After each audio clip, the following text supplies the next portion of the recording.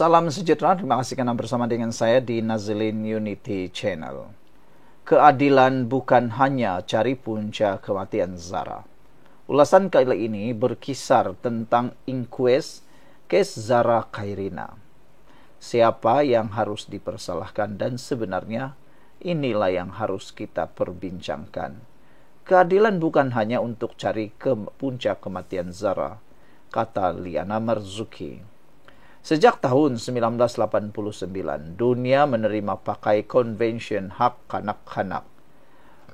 Saudara-saudara sekalian, dalam setiap tindakan melibatkan kanak-kanak, kepentingan kanak-kanak itu seharusnya diutamakan. Malaysia juga meratifikasikan CRC pada tahun 1995. Maka, lahirlah Akta Kanak-Kanak tahun 2001. Dan Akta Keterangan Saksi Kanak-Kanak 2007 Akta 676. Prinsipnya mudah dan jelas. Apabila anak kecil jadi saksi, undang-undang mesti letak kebajikan mereka di hadapan, lebih utama daripada sensasi berita atau kepuasan orang ramai. Itulah sebabnya dalam inquest Zara Khairina, Mahkamah menutup pintu media semasa keterangan kanak-kanak. Bukan kerana mahu sembunyi, tapi kerana kebajikan anak itu mesti dijaga. Di UK, kanak-kanak beri keterangan melalui video link sahaja. Manakala di Australia, kanak-kanak berada di bilik mesra kanak-kanak dengan kaunselor menemani. Sama sekali lagi di Kanada pula, hakim benarkan skrin pemisah supaya anak tidak perlu tatap tertuduh. PBB pula, United Nations Guideline 2005 menyatakan hak anak untuk didengar, dilindungi dan tidak didiskriminasikan. 5 saksi kanak-kanak Zara setakat 26 September. Kita hayati pula testimoni 5 saksi kanak-kanak dalam inquest setakat ini. Sebelum saya bacakan penghayatan 5 kepada saksi kanak-kanak ini, izinkan dulu saya berkongsi kepada anda semua. Ini ialah terapi imun Transfer Factor for Life. Terapi imun yang mendidik, mengajar dan menguatkan imun badan kita sehingga 400%. Secara umum dan ringkasnya, apabila imun badan kita kuat, apabila imun badan kita bijaksana, apabila imun badan kita seimbang, kita susah sakit dan kita cepat sembuh daripada penyakit, kerana imun badan kita bertindak menghapuskan semua akar penyakit yang ada dalam tubuh badan kita. Imun badan itulah yang bertindak seperti doktor dan tentera dalam tubuh badan kita.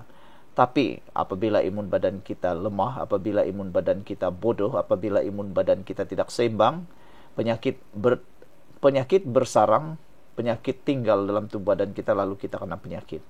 Jadi, cepat dapatkan produk hebat ini melalui nombor telefon saya yang tertera. Produk ini lulus KKM, halal dan diperakui oleh dokter-dokter di seluruh dunia. Mungkin ini jawapan yang Tuhan hantar untuk doa anda selama ini. Saksi pertama, rakan karib Zara Khairina. Sejak Mac hingga April, Zara pernah bertanya, kalau saya jatuh tingkat 3, apa jadi? Tunjuk luka di lengan digelar barcode. Hujung minggu 11 hingga 12 Julai, disuruh mencuci pakaian hingga jam 2 pagi. Pulang ke asrama tegang, tak beri salam ikhlas. Saksi kedua pula menyatakan, iaitu pelajar sebilik dengan Zara Khairina. Malam 15 Julai dituduh curi dompet Rm300. Zara bersumpah, wallahi tidak ambil. Penuduh akhirnya percaya. Seorang lagi tuduh curi pin bendera. Pelajar lain mengejek dengan kata kesat, bodoh, sial, injak. Pusat privasi Zara yang menyatakan cita-cita mahu jadi pengawas badar dipamer dan diejek. Zara menangis lalu lari keluar daripada dom.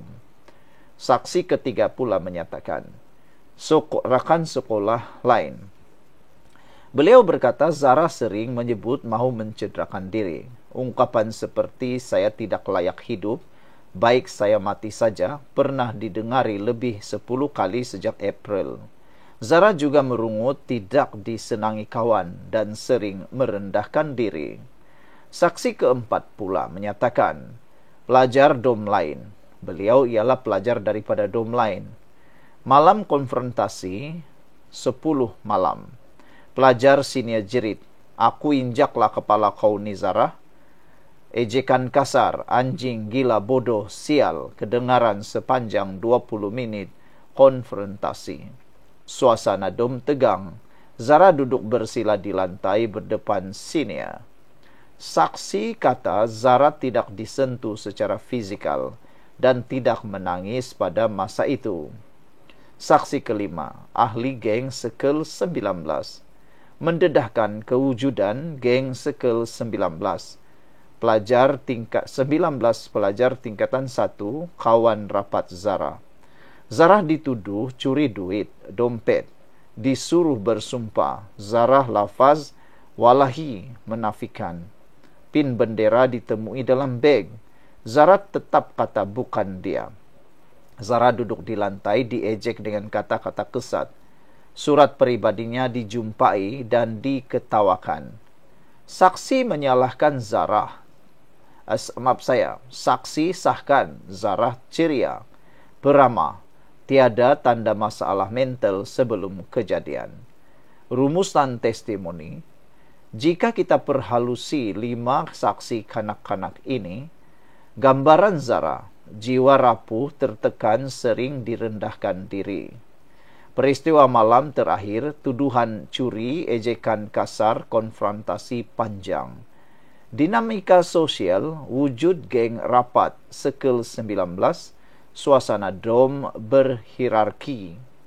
Konflik antara sumpah wallahi Zara dengan ejekan rakan-rakan. Kontras, sahabat kata Zara ceria dan peramah.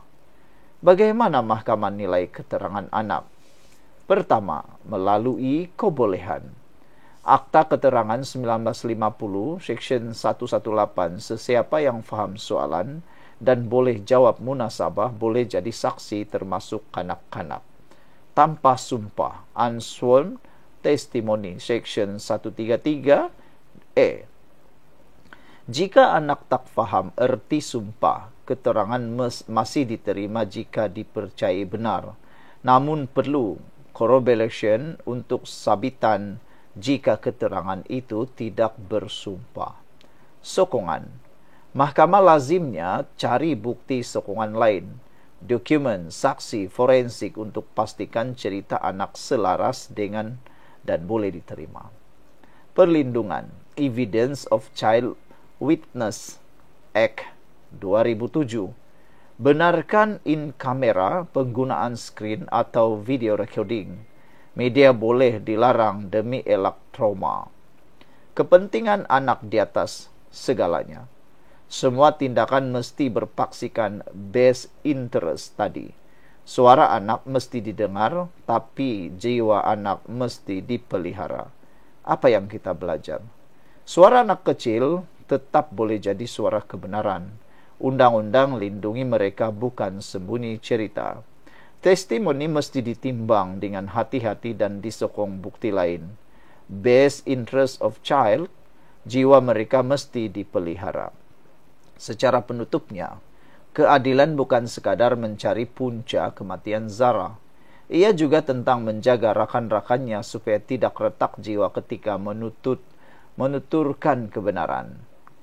Salah tetap salah, biar mahkamah jalankan tugas. Cuma biarlah hukuman kepada anak-anak ini setimpal dengan tindakan mereka. Bukan karena dendam kesumat orang dewasa. Setakat ini kita hanya mampu menelah dan menduga. Namun perlu henti buruk sangka kepada Zara meskipun maupun sesiapa saja. Keadilan perlukan masa. Doakan ia muncul dengan sebaik-baiknya daripada Yang Maha Esa. Karena bukan sahaja best interest itu untuk saksi, tetapi lebih penting untuk Zara sendiri. Beliau tidak boleh lagi mempertahankan diri. Di alam sana beliau menanti. Sekian untuk kali ini. Jangan lupa tinggalkan komen Anda. Bye-bye. Satu lagi rahasia besar yang pastinya paling tidak disukai oleh PAS. PAS ini sembang perpaduan Melayu Islam, tapi berdegil tolak ide kerajaan perpaduan. Sudah hampir 3 tahun kerajaan persekutuan diterajui Datuk Seri Anwar Ibrahim. Tetapi PAS masih berdegil menolak ide kerajaan perpaduan. Presidennya, PAS, Tan Sri Abdul Hadi Awang, mengulangi pendiriannya memusuhi kerajaan Madani dalam siri artikel meleret panjangnya menerusi minda Presiden semalam. Dalam masa sama, Abdul Hadi menekankan pula kononnya PAS mengutamakan perpaduan Melayu Islam, walaupun kerajaan perpaduan masih didominasi oleh ahli parlimen Melayu beragama Islam. PAS mementingkan perpaduan Melayu Islam yang kuat bawah satu payung besar tanpa menonjolkan diri, dengan syarat pemimpin utama adalah Melayu Islam daripada sesiapa saja yang mencukupi syarat kepimpinan Islam yang beriman, berilmu dan berakhlak yang dipimpin atau dipilih oleh rakyat dalam PRU. Kata mereka, PAS menolak ide kerajaan perpaduan yang mengambil jenama menipu dengan kuasa kalangan minoriti yang membahayakan Islam serta Melayu Islam dan Bumi Putra, bersama dominasi DAP yang menjadi ancaman kepada Islam secara tersurat dan tersirat, menurut Abdul Hadi Awang. Untuk rekod, terdapat 74 ahli parlimen dalam kerajaan perpaduan yang beragama Islam, manakala yang tidak beragama Islam adalah kira-kira 44 orang sahaja. Daripada 28 anggota kabinet pula, seramai 19 daripadanya orang Melayu, manakala 9 lagi bukan Melayu atau bukan Islam yang bukan semuanya daripada DAP. Mengulas lanjut, Abdul Hadi yang sudah 23 tahun bergelar Presiden PAS itu menegaskan bahawa partinya tetap memilih demokrasi yang aman bagi menukar kerajaan kerana keamanan dan pendekatan damai adalah keutamaan dalam Islam. Sebelum kita teruskan ulasan ini, jangan lupa tinggalkan komen Anda dengan tanda pagar "Kami benci penipu". Sebelum itu, izinkan dulu saya berkongsi kepada Anda semua. Ini ialah terapi imun Transfer Factor for Life, terapi imun yang meningkatkan daya imun badan kita sehingga 400%. Secara umum dan ringkasnya, apabila imun badan kita lemah, apabila imun badan kita bodoh, apabila imun badan kita tidak bertindak lagi dengan seimbang, kita kena penyakit dan tidak sembuh daripada semua jenis penyakit. Tetapi terapi imun ini mengajar, mendidik dan menyeimbangkan imun badan kita. Apabila imun badan kita sudah jadi kuat, bijaksana dan seimbang, kita sembuh daripada semua penyakit. Imun badan kita menghapuskan, membersihkan semua penyakit yang ada dalam tubuh badan kita. Cepat dapatkan produk hebat ini melalui nombor telefon saya yang tertera. Produk ini lulus KKM, halal dan diperakui oleh doktor-doktor di seluruh dunia. Kalau Anda sudah berdoa bertahun-tahun untuk masalah kesehatan Anda, mungkin ini jawaban yang Tuhan hantar untuk Anda semua. Saudara-saudara sekalian, pendekatan yang berprinsip dan konsep ini adalah sama dengan Tun Mahathir Mohamad, mantan Perdana Menteri Malaysia, dan negarawan yang dihormati kerana pengalamannya yang panjang dalam arena politik. Kata Hadi merujuk kepada penasihat 4 negeri yang dikuasai PN, iaitu SG4 itu. Tapi itulah kan, kita memang mempersoalkanlah apa sebenarnya pendirian Hadi ini. Dia dalilnya berubah-ubah. Dulu dia bermusuh dengan Tun Mahathir, sekarang dia puji pula dengan Tun Mahathir. Dia kata macam-macam tentang Mahathir. Mahathir pun kata macam-macam tentang PAS dan Hadi. Tapi kini apa jadi? Itulah politik. Dulu dia lawan, sekarang kawan. Begitulah politik. Jumpa lagi. Yang ini memang paling bikin malu. Mana tidak malunya. Adun PAS ini janji lawan saman fitnah DAP sampai mati. Kenapa minta maaf pula? Baru-baru ini seorang ahli Dewan Undangan Negeri PAS telah pun mengaku bersalah kerana memfitnah seorang ahli parlimen daripada DAP, iaitu Sarezan Johan. Dalam Saman itu, beliau kata sebelumnya, Adun itu kata, Adun Pas itu janji, dia akan lawan Saman fitnah DAP sampai mati. Dalam dakwaannya itu, dia menuduh, antaranya menuduh Serezan Johan kononnya seorang Islam yang tidak baik. Nah, itulah yang paling bikin marah orang lah kan. Dia juga menuduh macam-macam kepada Serezan Johan. Akhirnya, dia pula minta maaf. Jadi dengan kata lain, dia mengakulah dia memfitnah Serezan Johan. Inilah perbuatan yang betul-betul ramai netizen marah. Pertama, netizen marah pada Adun Pas itu. Yang kedua, netizen juga marah kepada ahli parlimen Serezan Johan. Kata mereka, kenapa Serezan Johan terima permohonan maaf Pas ini?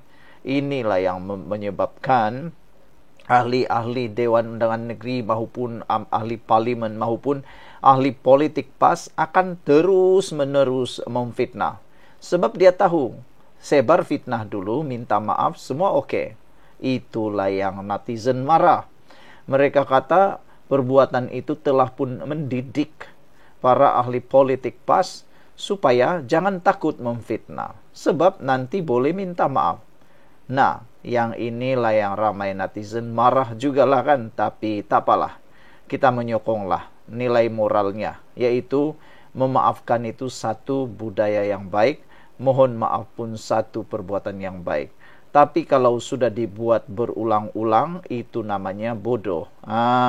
Saudara-saudara sekalian, hairan apabila yang berhormat PAS Sungai Ramal, Safi Ngah, minta maaf dalam saman fitnah ahli parlimen DAP Bangi yang berhormat Serezan. Sebelum kita teruskan ulasan ini, jangan lupa tinggalkan komen Anda dan perkenalkan dulu. Saya perkenalkan dulu kepada Anda semua. Ini ialah terapi imun Transfer Factor for Life. Terapi imun yang meningkatkan daya imun badan kita sehingga 400%.